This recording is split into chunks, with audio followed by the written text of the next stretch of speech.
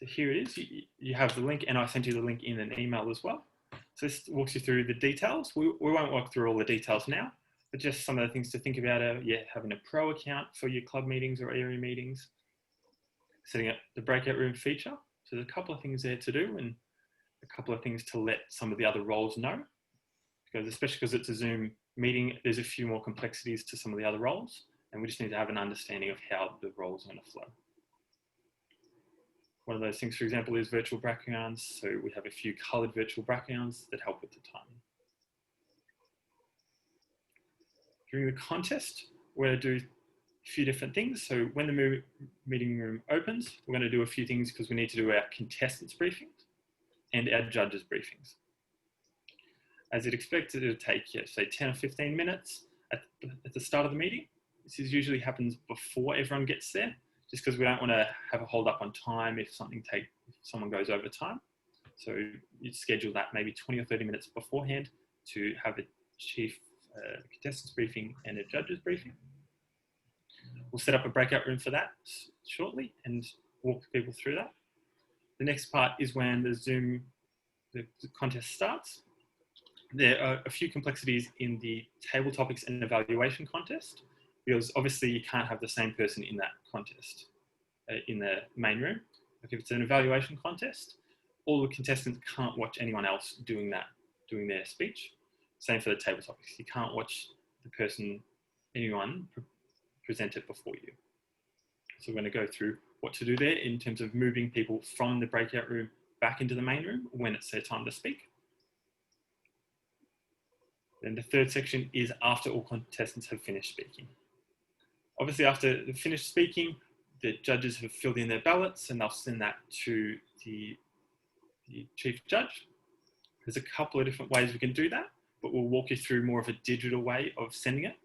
The other options are things like sending a text message, sending a photo, but we'll take you through a more digital version of that, which you can use, but whatever you're comfortable with. At the end, we'll set up a judging room for the judges to just have a quiet room by themselves. We'll set up a counting room, which will be for the chief judge and the counters to make sure that they can count in peace and no one else gets to see the results of the contest until they're announced. So those are the three sections we've got. Now we're going to walk through that in terms of a Zoom meeting. Now, the first thing we're going to do is we're going to set up our breakout rooms. As you can see on my screen, so I'm going to show you how to do it from here. First thing we're going to do is we're going to set up a breakout room. I'm going to recreate these just because I've made them before. Okay, so we're going to set up here. We're going to go and we're going to set up manually 2 breakout rooms. Because we're at the start of the meeting, we're at the start of the contest, we have a room for the contestants to have their briefing and the judges to have their briefing. So we're going to set up 2 and we're going to do it manually because it automatically means we automatically put people in their rooms. But in this case, we want to do it manually because we don't want to put everyone in the room. Comes up here with 2 rooms. We're going to rename them. One of them we're just going to call contestants. And the second one we're going to call the judges. Put our 2 rooms. For this, we might get a few volunteers to be moved around. So can I have a few volunteers to be our contestants? Maybe 2 volunteers?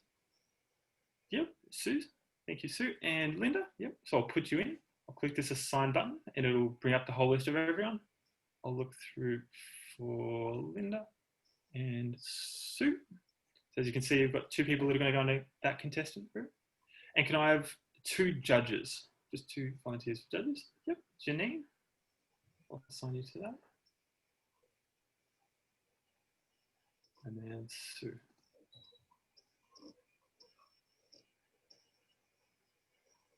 And Janine.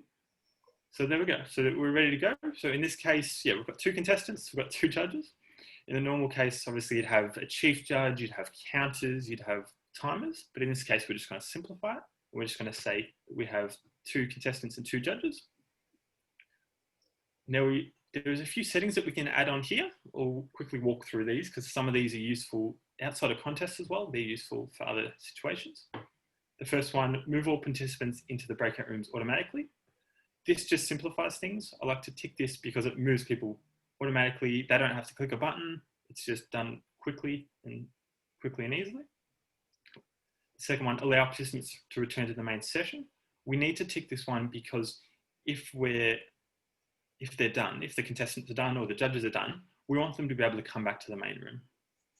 If we don't tick this, unfortunately, people will be stuck in the rooms until they are closed, which means if it takes 15 minutes for the judges and 10 minutes for the contestants, they're stuck in that room and they can't come back in and chat with people here. So we'll tick that one in this case. The next one's about automatically closing the breakout rooms. This isn't useful for our case, for contest, because we don't know how long the rooms are going to be up for. So for this one, we're not going to tick that. If you're using it for another situation where, say, it's a 30-minute session or 30-minute presentation, then you can click that and that can be useful. Next one is about a countdown after closing breakout rooms. For this one, we'll have it on just to give people a bit of a heads up, and we'll set a timer for only 10 seconds instead of the usual 60 seconds. The main reason for that is we want it to be quick, especially a session like today, we want to go through quickly. Those are the settings we're going to do. So just remember, this is what you're going to do when I hand over to you. So we've got all those people and now we're ready to go. We'll open the rooms and then four of our people will disappear.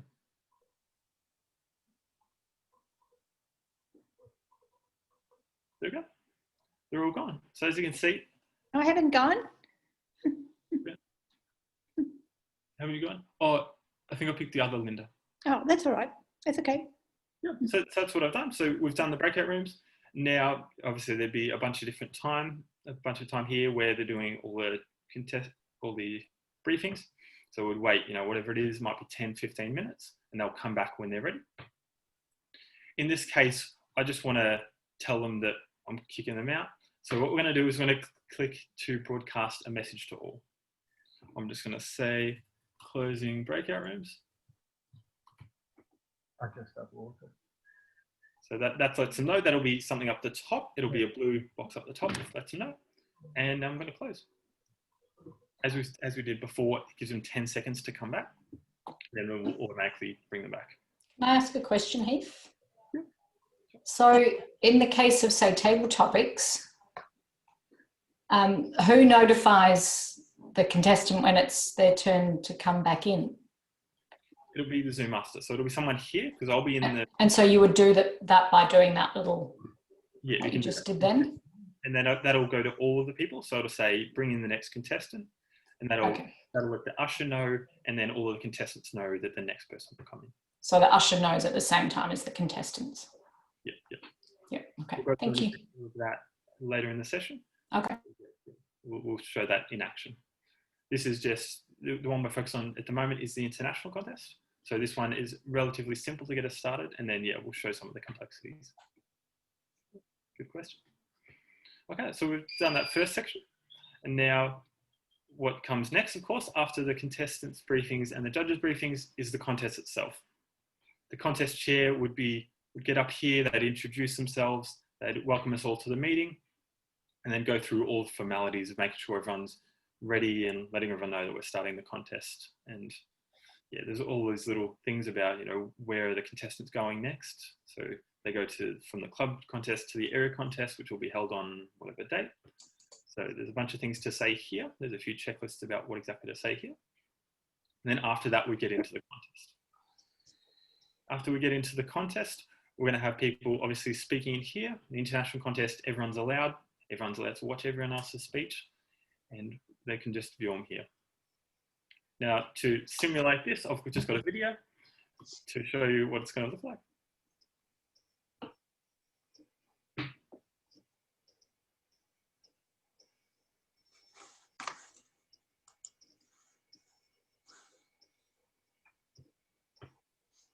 This is a video from the international contest that happened in late August. This is the winner, the first place winner. Mike Carr. Yeah, this is first place winner. Blue. Mike Carr. Contestant, are you ready? I am ready. She was blue. Not just her fingernails and her closed eyelids, but also the hue of her cheek and the curve of her shoulder. Her lips were also blue. I could tell as I moved my mouth away from her mouth. And then she opened her eyes and she looked at me and she said, "You know, you're not a bad kisser." Mr. Toastmaster, fellow Toastmasters, and guests, Maria Kirkland was born with a heart condition called stenosis that left her blood. So that's the first part of the contest. I'll quickly skip over to the end, just for timing's sake, just to show you the end. Appreciate them because you never know when you have people in your life. And then secondly, would you be a Maria for someone else? Because in this day, when the most we can do is just look at how many new COVID cases there are and how many people are dying, you have the opportunity to turn someone else's gray skies into blue. Because everyone deserves to have more joy, more laughter, more excitement, more life poured into their life. Adam Toastmaster.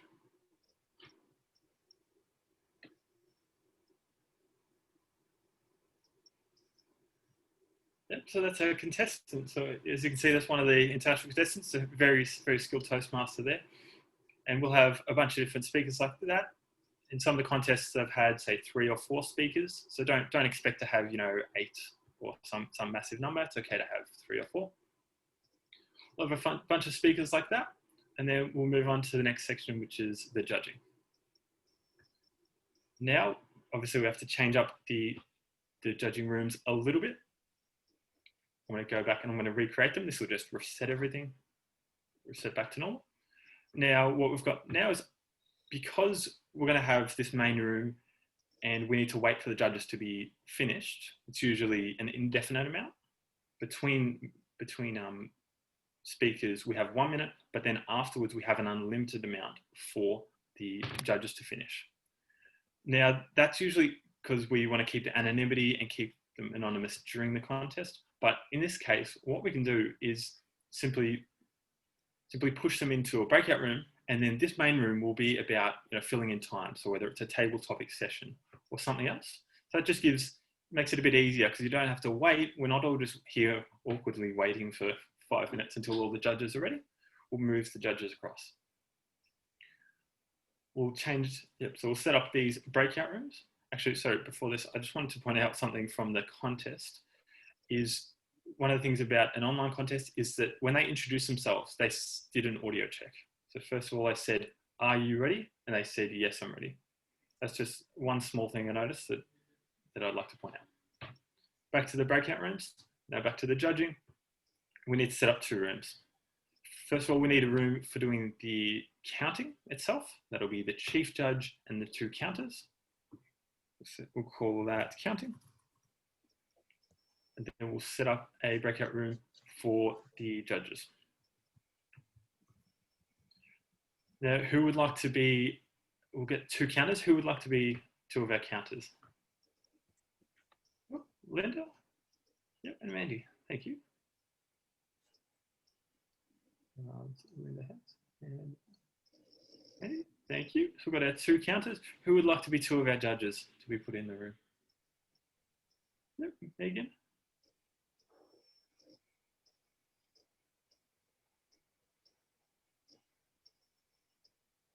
Thank you, and Victor.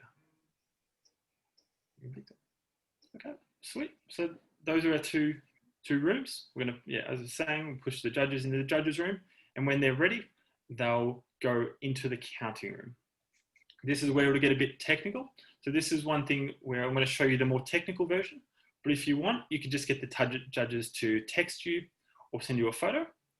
But if you want to do it high tech, if you want to come and embrace Zoom, I'll show you a way to move the judges, once they're ready, into the counting room.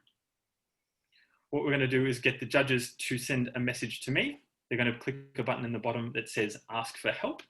That will send me a message to know that they're ready. And then once they're ready, I'll move them into the counting room. and then they'll move themselves into the main room. So our judges, Megan and Victor, that's what we're going to do. Megan, you go first. You let me know that you're ready to go. Click ask for help. You let me know that you're ready to go. I'll move you across to the counting room. Stay in there for about 10 seconds and then move yourself automatically out into this main room. And then Victor, you follow after. Now that we're ready to go, actually we'll check the settings first. Should be the same settings as last time. Yep. Now we'll create those rooms. They'll go automatically.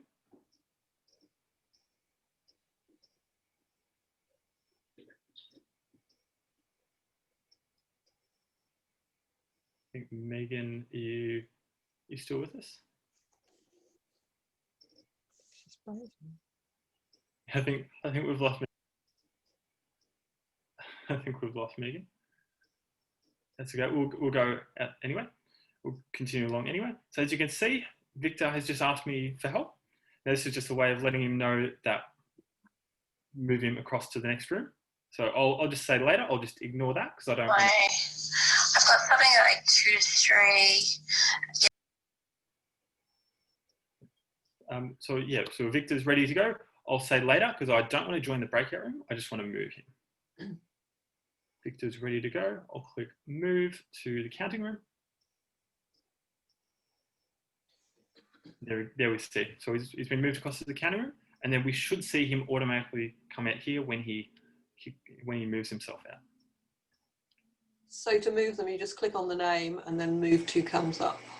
Yep, that's right. So it comes up just on the right here. Yep. Yep. I think we've lost Megan, but that's okay. We've shown you how to do Victor, and it's just the same kind of thing. You just move them one by one, because then that's a way to allow you to get the judge to speak directly to the counter and the judges.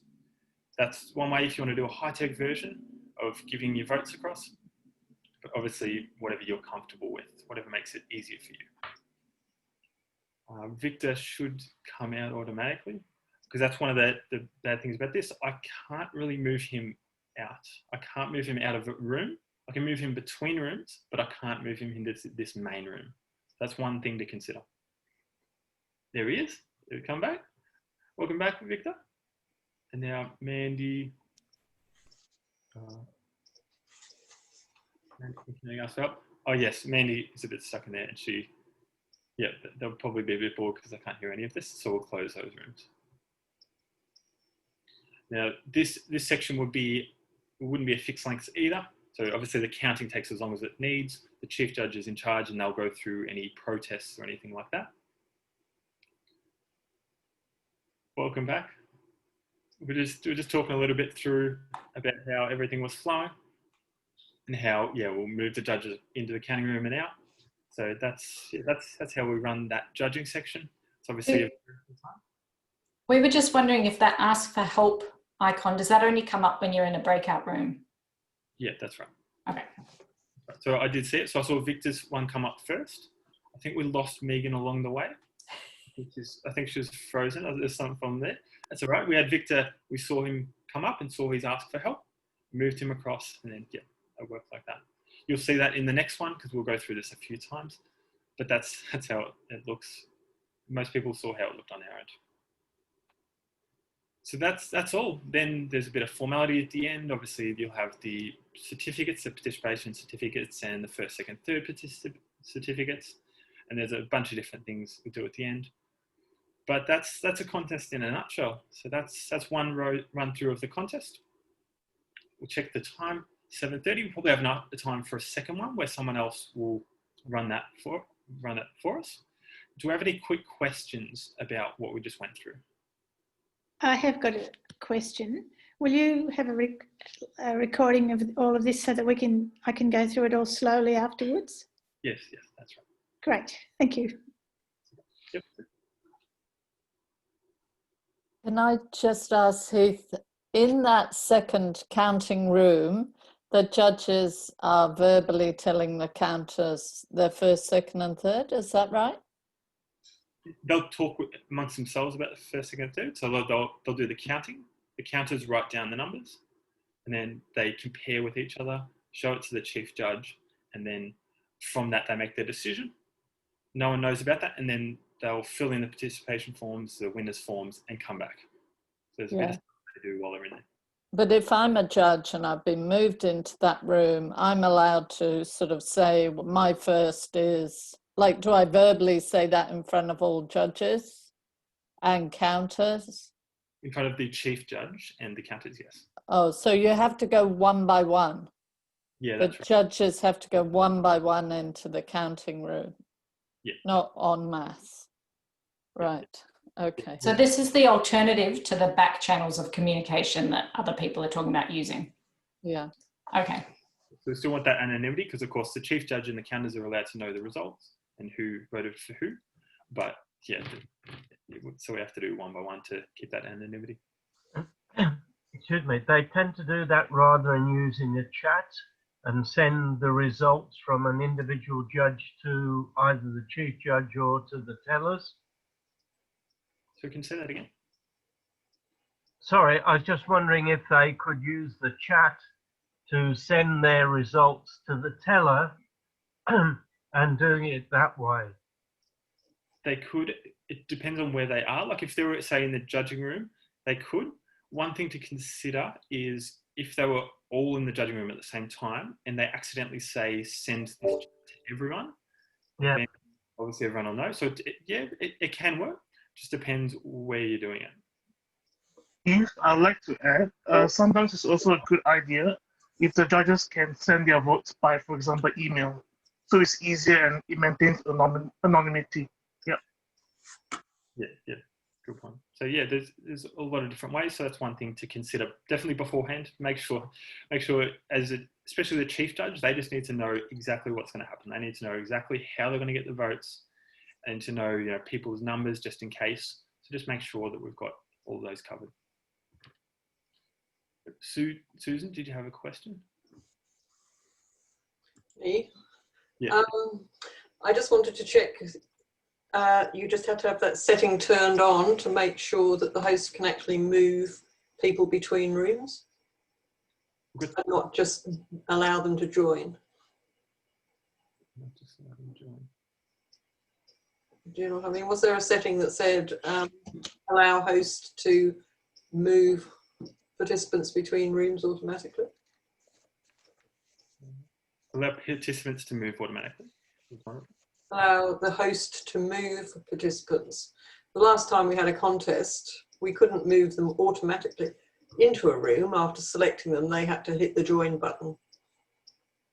That'll be the button at the top about automatically pushing them in. That's one way to do that. That's what I'm saying. So that has to be turned on when you're doing the automatically putting them in. Yeah, that's right. So it was this one at the top. That'll push everyone in automatically. It just makes things a bit smoother. Okay. That first one. And that was on the options on the breakout rooms icon. Thank you. Okay. So now we'll go through. Yeah, we'll go through them. Is anyone? We'll have a few questions as well throughout the day, but we'll try and get through one more international contest. Now, can I have a volunteer? So the volunteer who has done that stuff we did at the start, so they've ticked all the settings and everything was working okay for them. Can I have a volunteer to run as the host for the next session? Yep, Mandy. Thank you, Mandy. So I'll make you the host. And should be okay. I'll stop sharing. And now, Mandy, can you share your screen and walk us through how we're going to do the contest again?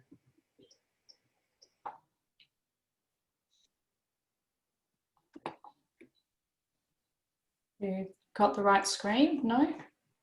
Have you? Yeah, that's right. Okay, we can see it. You can see it? Okay. All Start. right.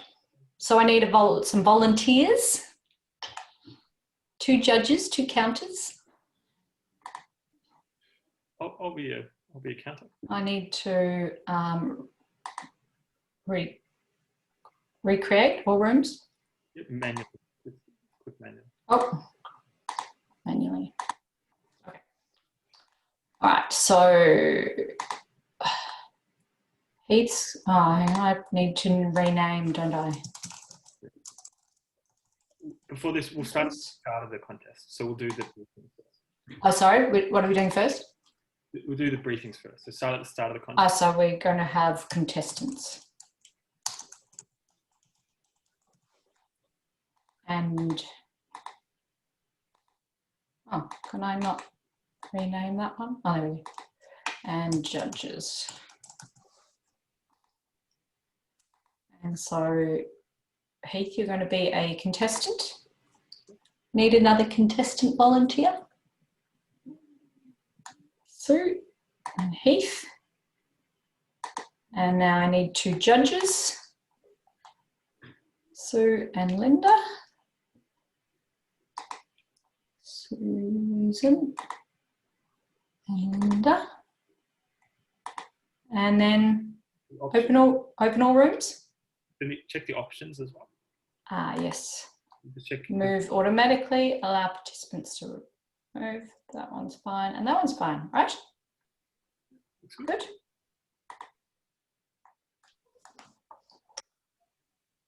Right, they've gone.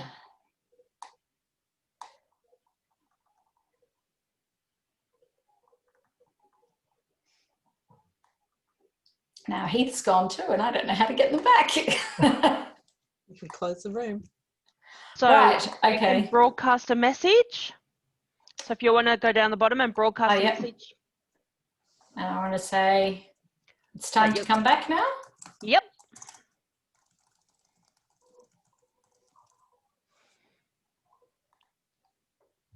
Fabulous. And now you want to do the close rooms. Okay. And what they'll say is room is closing in 10 seconds and it'll count down. Okay. Okay.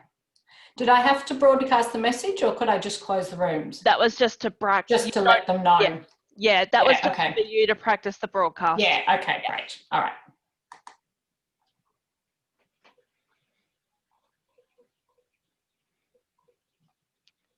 And isn't it amazing how long 10 seconds feels? Yeah, yeah. All right, so that's it. Did they all come back? Yep. Yep. Yep. So what happens next in the contest? We have the contest. Yeah, exactly. Over to you. Oh, So can I ask a question? Look, I didn't actually hit the return, the leave the breakout session myself. So how did you bring me back? I closed the breakout room. Ah, okay. And that automatically sends everyone Yep. back to the main room. Yep. Okay, thanks. What's next? What section comes next? So we do the, yeah, as you said, the speaking, and then what happens next? And okay, so am I going on to the next bit? Yep. Okay, so I'm going to now do the counters and the judges. Yep, yep. So this is a section at the end after we've had all the contestants speak. We'll do the judging bit now.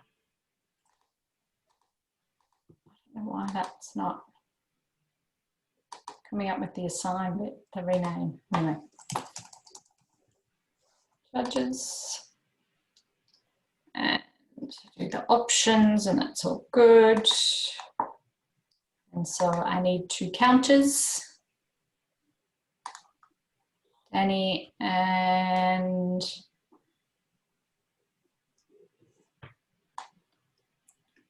Linda.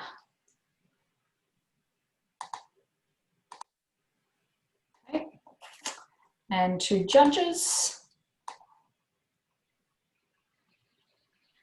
Anyone? Janine and Heath. All right. Now I've done my options, and so I open all rooms.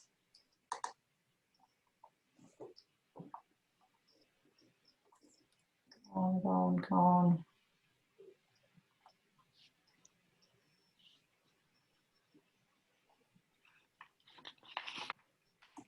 And now I think we're going to wait for the, is he going to ask for help?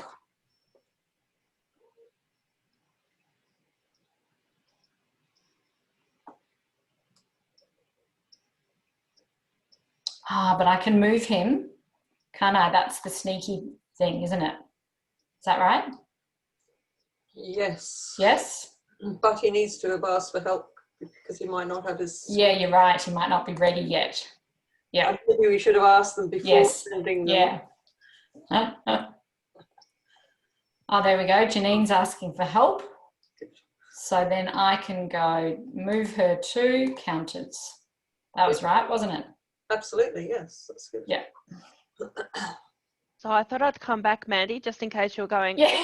both Heath and Danny are gone. What do I do? Thanks, Danny. we were figuring it out together. I can see that. You're doing great. So we got a call for help from Janine and I moved her to the counters room. Fabulous. Perfect. But not everyone will use that strategy, right? We might just have the separate rooms. That's right. Absolutely. So everybody might have a different strategy, but this is one of the more, I guess, technical ways of being able to move people around. Yeah. And not having to worry about text or email. Yes, exactly. I quite like it. Because there are some challenges with that as well. So the whole chat box thing, sure, it's an option, but there are dangers of accidentally telling the entire main room what your vote is, or, you know, telling the entire breakout room. So that's one slight slip of a click. So for example, this evening, Heath, when he said he was sending us all a link, he sent it directly to me because I'd private messaged him. Yeah. So he hadn't gone back to everybody. Yeah. And of course that can go the other way around. Yeah. Yeah. So let's and this way it's the Zoom master controlling all of that, isn't it? Rather than the judges having to multitask and email or text someone themselves. Absolutely. It's also reducing the amount of technical skills that those judges may need to have. So removing those barriers. I like it. I like it. Yeah. Question, Danny. If people did use the chat to transfer their results and then you were recording the session, could those results potentially be seen after the event? If they were sent as private, no. So private chats do not get recorded unless they're being sent directly to, say, the host, but the chief judge is usually not the host. So that's the only way that it would be recorded if it was in private and recorded. If it was in public, that would be a whoopsie all round. So, yeah. But, so the co-host, if a judge was a co-host, that wouldn't matter as long as it's the actual host. That's right. Yeah. Curious about that. Okay, thanks. Pleasure. So, everyone's back. Wonderful. I'll hand over to Heath. Thank you, Danny. Yeah, sorry about that. I forgot to mention everyone that Danny and Kwan are helping. They're part of the Zoom team with me. So I'd like to thank them for their help. And it's always good to have a few people across the various rooms to help out. So well done, Mandy. So we're all done. We went through all that. One thing about me, I was a co-host, so I couldn't actually ask for help. So that's the one of the reasons I couldn't ask for help. Yeah. Because as co-host, you're supposed to know what's going on, right? Exactly. I can move myself around. So how did you find it, Mandy? Yeah, it was fine. It was good. Yeah. Just a quick question. Sorry. Did you actually close the first two breakout rooms before creating the second counters and judges rooms? I did. Or did you create? I did this that said recreate, and I recreated all of the rooms. All the rooms. Yeah. Okay. Yeah. So it kind of cleans it, doesn't it? Yeah. Okay. Yeah. Thanks. Okay, that sounds good. Thanks for taking us through that, Mandy. Now we've got a bit of time for Q&A. So we've taken about half an hour for that first session. That's the international contest. We ended up having 2. Now we'll have a bit of Q&A before we get into the next one, which will be the evaluation contest. Any quick questions about, I guess, Zoom and how we're going to function in the next contest?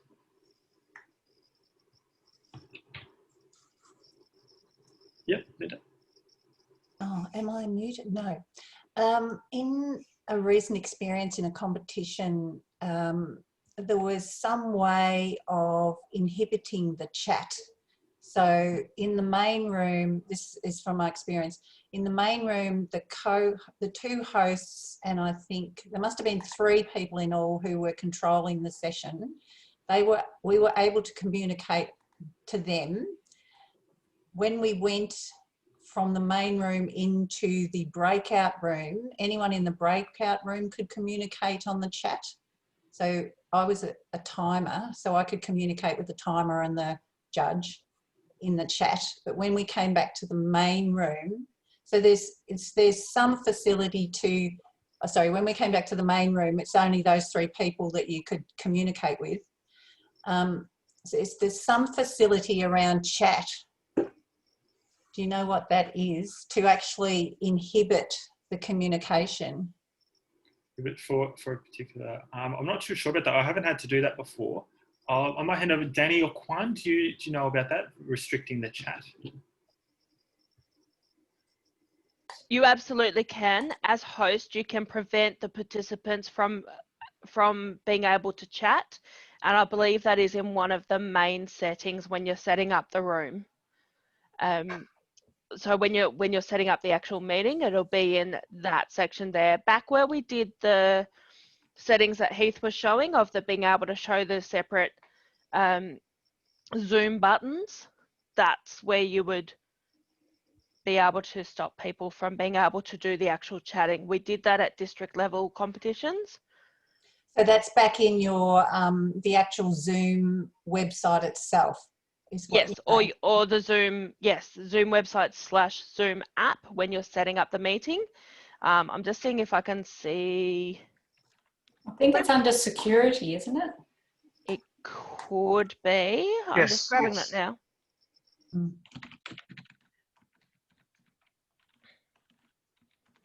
When Heath had his screen share and the cursor on security, there was a chat on the list of things there with a tick against it. If you unticked that, would that stop it? Could be. I'll share my screen again now. So there was this, the participants to chat. You can put that, untick that. Can you try now, Sue? Can you try to chat? I can, so I can send a chat, but it must have stopped everyone else. Oh, I can only save it. No, it says chat disabled now. Okay, yeah. And then can you check, Mandy, as the host, can you chat as well?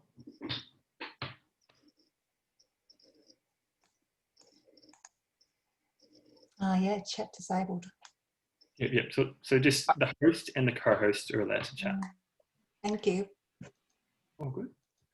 I believe that with that as well, participants were able to chat privately to the host and co-host, but that was the only thing that they could do.